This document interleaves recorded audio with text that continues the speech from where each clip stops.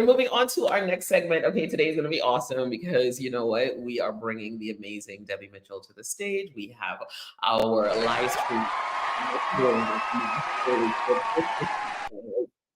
Come on up, Debbie. How are you this How's it I'm, going?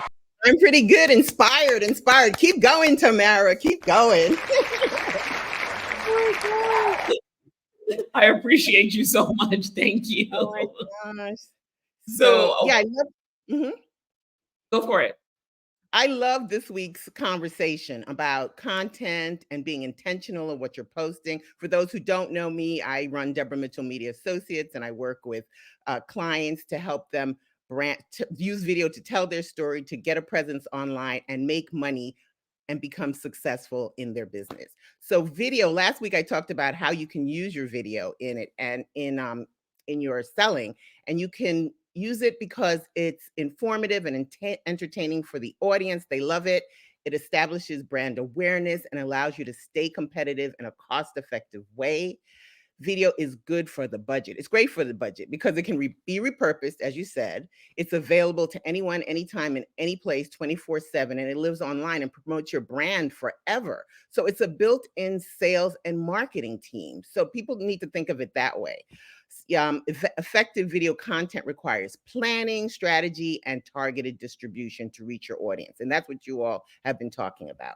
So I'm going to talk about a strategic video marketing campaign, which caters to each stage of the consumer purchasing journey, leveraging your video storytelling to build relationships, drive business growth, and ultimately convert your audience into customers. So let's get started with the process, the phases. The video marketing journey begins at the awareness stage. And I like to say when you're dating, it's like the nice to meet you stage. It's the introduction. So people are just getting to know you. Short form video is great for this. You're introducing yourself and your value proposition. People will automatically go to your website. So this is a good place for you to have maybe a 60-second sizzle reel, which highlights who you are, your services, and how you can help solve their problem. So like I said, short form video is good for this. Instagram reels, YouTube shorts, and maybe 30-second videos where you can give quick tips and answer trend industry questions. The next phase is the consideration interest stage, where the audience might think, I like you, but I want to get to know you a little better. So you try to deepen your audience connection and showcase your expertise. I'd say longer form video, maybe a minute 30 to 10 minutes is good for this. You can post it on LinkedIn, Instagram. It's a great time for you to maybe show the behind the scenes of your work, what you're doing. Maybe you can interview an industry expert just so people can know what you're doing. And client testimonials, great for that. The next stage is the desire stage. So the audience still wants to collect more information. They like you, but they still have a couple of questions. So this is perfect for live streaming. That's my wheelhouse. You can have a longer length of time to stream on several platforms, YouTube, X, Facebook. What we're doing now, this is the perfect live stream. So, and you can invite guests on to talk about what you're doing. If people have questions, they can address you in real time. You continue to dig deeper and tell them information about your company. I think that long form live streaming is one of the best ways, because once the live stream is over, you can repurpose the content into shorter snippets for other social media platforms. And again, it lives on forever. I mentioned YouTube earlier. If you're streaming on YouTube, it's the second largest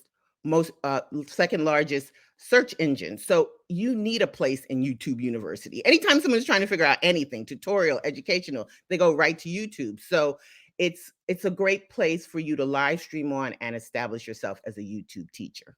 And finally, you have the decision phase. That's where the the audience probably is going to sign with you, but you might need to give them a little bit of nudge. They like you, they like what they've seen, you've brought them in. So the next step is to just show them more about what you can do. It's another great place for testimonials. Give video where you're showing case studies about what you've done so you can show your success there.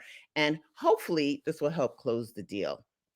It's not hard, it's intentional. You have to plan and strategize at the different phases of the customer journey. So this is where calendars come in handy. I'll talk about that another time, but have a calendar and plan it out. I'm going to leave you with a few actionable takeaways. Like I said, repurpose your content across the platforms, no matter how long the video is. Live stream is great for snippets, but just use it over and over in different places. Optimize the videos, which is what you all just said, by using relevant keywords in your titles and descriptions, and collaborate with other thought leaders to expand your audience reach and build relationships. So those guests that you invite onto your live stream, you're going to be getting to their audience too. And finally, track and analyze the video. Why put it out there if you don't know how it's doing? You all talk about this all the time. You have to know it. So a video content marketing campaign can actually help you build relationships, drive your business growth, and ultimately convert your audience into customers. And if you have any questions, you can call me. You can try and do it yourself, but call me, set up an appointment, and we can get it done. What do y'all think?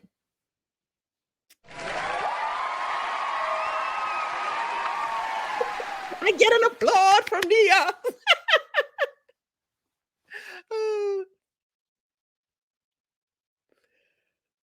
Deborah, that was awesome, awesome, awesome. We love it. We love that customer journey. It's so important for people to understand the customer journey and video throughout the customer journey. What a better way to really make sure that they're building that know, like, trust factor, right? Because they see you, they hear you, they understand your mannerisms, they know your laugh. It's this real connector of things. So yeah, I love that. Mike, Andrea? I loved it. I loved it. So my feedback or my question is, I love that you separated, the lengths of videos for different purposes.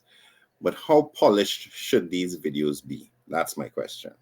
Oh, well, again, you should always have good audio. So that's important. Nice lighting, and it's the content. So I think that it's your brand that you're putting out there. So you do want to look good. So I would say yes.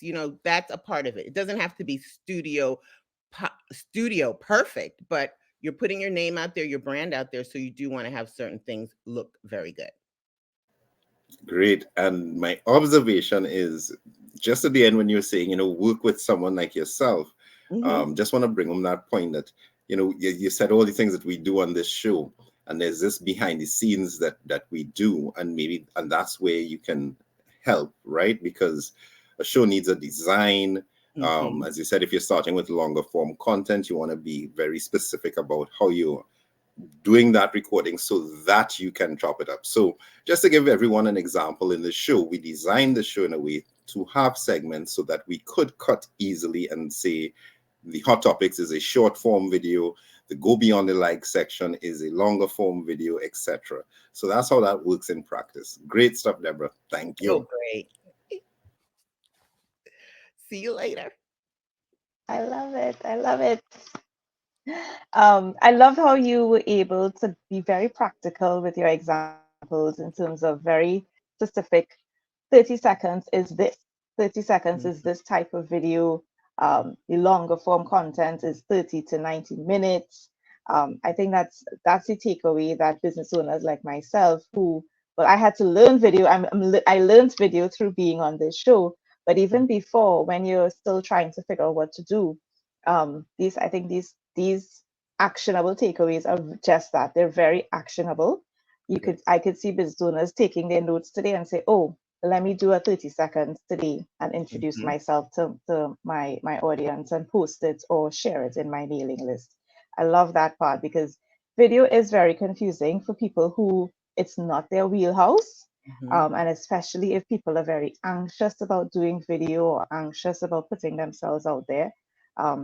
These tips were really good. And so my question to you is, as I said, the anxious part, what is your advice for people who feel that level of anxiety when they think about video? What are some tips that you give when, to address anxiety and nervousness of being on video?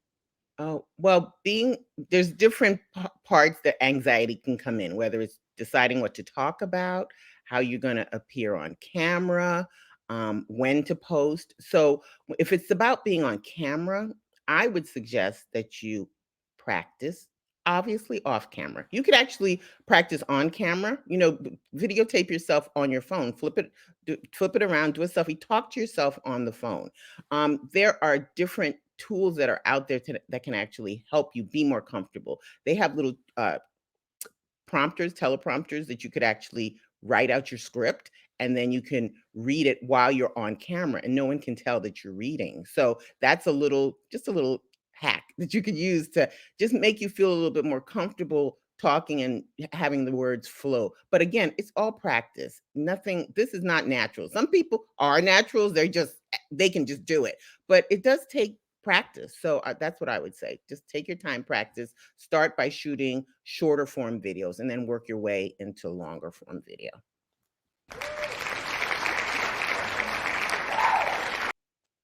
Oh, well, Deborah, it is always a pleasure to have you. This was such great content.